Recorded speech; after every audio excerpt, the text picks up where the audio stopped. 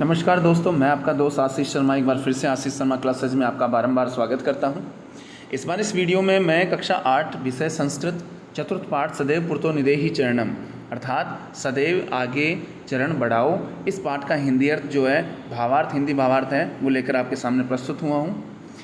Video को start करने से पहले मैं आपको बता देना चाहता हूँ कि अगर आप इस चैनल पर नए हैं तो चैनल को सब्सक्राइब करें, बेल आइकन को दबाइए ताकि आने वाला जो भी लेटेस्ट वीडियो है वो आप तक तुरंत पहुँचे।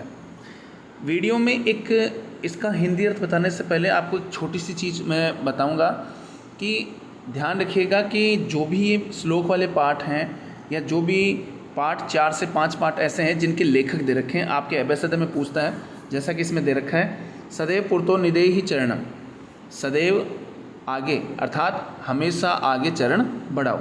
अब श्रीधर भास्कर वर्णेकर, इसको ध्यान रखिएगा, ये जो है वो प्रश्न 2023-24 8वीं बोर्ड परीक्षा में भी ये प्रश्न आया है। ठीक है, तो इसमें ध्यान रखिएगा सदैव पुरतो निदेहि चरणम, इस पाठ के लेखक कौन है तो आपको इसमें ध्यान रखिएगा श्रीधर भास्कर वर्णेकर। ठीक है, द्वारा विरचित प्रस्तुत गीत में चुनौतियों को स्वीकार करते हुए आगे बढ़ने का आह्वान किया गया। इसके प्रणेता राष्ट्रवादी कवि है। इस गीत के द्वारा उन्होंने जागरण और कर्मठता का संदेश दिया है। देखिए, इस वीडियो को पूरा अंत तक जरूर देखें, अंत तक देखेंगे तो आपको अच्छे से समझ में आएगा। देखते हैं, पहला श्लोक है चल चल पुरतो निदेहि चरणम। चल का मतलब चलो, पुरत यानी आगे, चरणम यानी कदम, निदेहि का मतलब रखो या बढ़ाओ। कह रहा है कि चलो चलो आगे कदम बढ़ाओ, चलो चलो आगे कदम बढ़ाओ। सदैव, सदैव जो है इसका देखिए संधि विच्छेद करते हैं तो सदा धन एव होता है, सदा धन एव। संधि का जब टॉपिक पढ़ाएंगे तो उसमें हम पढ़ेंगे सदा धन एव, और इसमें हमेशा कौन सी संधि होती है? वृद्धि संधि होती है, तो सदा धन एव। तो सदैव पुरतो निदेहि चरणम, हमेशा आगे कदम बढ़ाओ। आगे कह रहा है गिरि शिखरे ननु निज निकेतनम। ननु का मतलब होता है निश्चित रूप से, ननु का मतलब क्या होता है? निश्चित रूप से। निज निकेतन का मतलब होता है अपना मकान या अपना जो है वो घर। ननु का मतलब अवश्य। गिरि शिखरे का मतलब होता है पर्वत की चोटी पर। कह रहा है अपना घर निश्चित ही पर्वत की चोटी पर है। अपना घर निश्चित ही कहाँ पर है? पर्वत की चोटी पर। विनेव, अब इसमें टुकड़े करते हैं तो इसके टुकड़े करते हैं तो विन धन एव, इसका तात्पर्य होता है बिना धन एव। इसका तात्पर्य होता है कि बिना किसी के या बिना ही, इसका होता है संधि विच्छेद बिना धन एव, बिना किसी के। यानम का मतलब होता है सवारी या वाहन, और नगारोहण का मतलब होता है पर्वत की चढ़ाई करना या पर्वत पर चढ़ना। कह रहा है कि बिना यान या वाहन के ही पर्वत पर चढ़ना है, बिना यान या वाहन के ही कहाँ पर चढ़ना है? पर्वत पर चढ़ना है। बलम स्वकीयम भवति साधनम, अपना बल ही अपना साधन होता है। देखिए, स्वकीयम का मतलब होता है अपना, बल का मतलब होता है बल, एव यानी ही, तो अपना जो बल है वो ही साधन होता है। सदैव पुरतो निदेहि चरणम, अपने कदम आगे बढ़ाओ चलो। आगे है पथि पाषाणा विषमा प्रखरा। अब पथि का मतलब होता है मार्ग में, पथि का मतलब क्या होता है? मार्ग में। पाषाण का मतलब होता है पत्थर, ठीक है। विषमा का मतलब होता है टेढ़े मेढ़े या ऊंचे नीचे, और प्रखरा का मतलब होता है तीखे, तेज, नुकीले, ठीक है, ये होता है। तो कह रहा है कि मार्ग में टेढ़े मेढ़े और नुकीले पत्थर हैं, मार्ग में टेढ़े मेढ़े और नुकीले पत्थर हैं। आगे कह रहा है हिंसा पशु परितो घोरा। हिंसा का मतलब होता है हिंसक, पशु का मतलब पशु, परितो का मतलब होता है चारों ओर, घोरा यानी होता है भयंकर।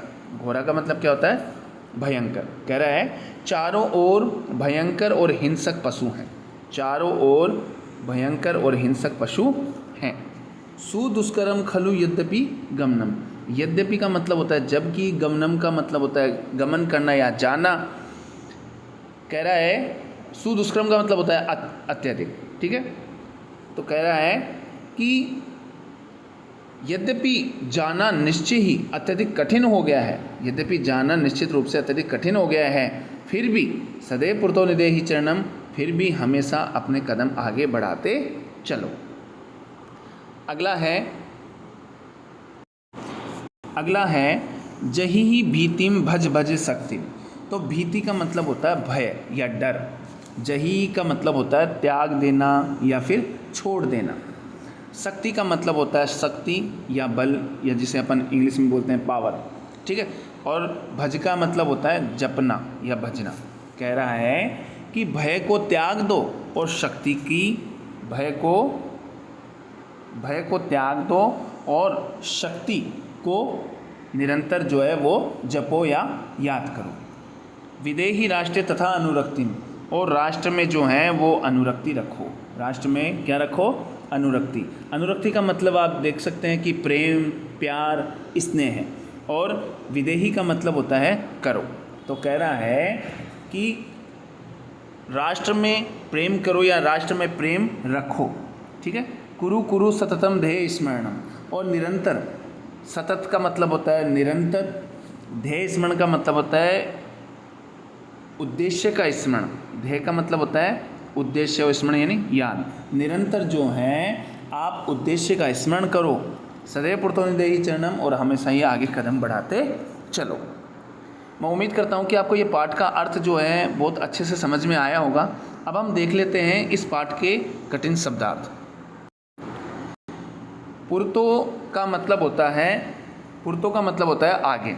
निदेहि का मतलब होता है रखो। गिरि शिखरे का मतलब होता है पर्वत की चोटी पर। निज निकेतनम का मतलब होता है अपना निवास। विनय, देखिए मैं इसका संधि विच्छेद भी आपको बता चुका हूँ। बिना धन एव मतलब बिना ही।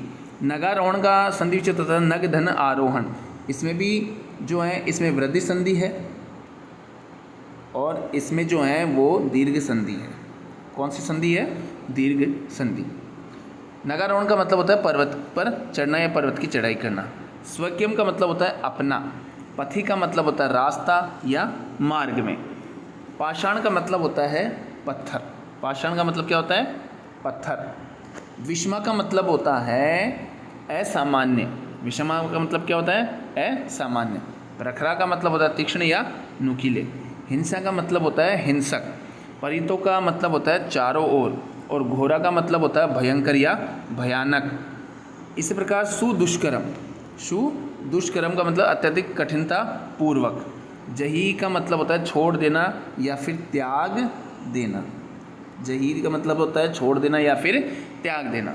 भज का मतलब होता है भजो या जपो। विदेही का मतलब होता है करो। अनुरक्ति का मतलब होता है प्रेम और स्नेह, जैसा कि अभी आपको मैं बता चुका हूँ। अनुरक्ति का मतलब होता है प्रेम या स्नेह। और सतत का मतलब जो होता है वो होता है लगातार।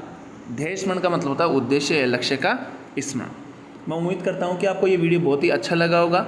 अगर अच्छा लगे आपको वीडियो तो अपने दोस्तों से शेयर कीजिए। कमेंट करके हमें बताइए कि आपको वीडियो कैसा लगा है, और निरंतर अपने वीडियो को, हमारे चैनल को विजिट करते रहें, आशीष शर्मा क्लासेस को विजिट करते रहें। और अगर आपको इस 8वीं के कोर्स में, हम देखिए आपको 8वीं का संपूर्ण संस्कृत का और हिंदी का कोर्स करवाएंगे, उसके बाद में 10वीं बोर्ड का कोर्स चालू करेंगे। आपको कुछ भी प्रॉब्लम लगती है तो मुझे कमेंट करके ज़रूर बताएं, ताकि मैं आपकी परेशानी को सॉल्यूशन करने का पूरा प्रयास कर सकूं। हम आगे फिर से मिलेंगे, तब तक के लिए मैं इजाज़त दीजिए। जय हिंद, जय भारत।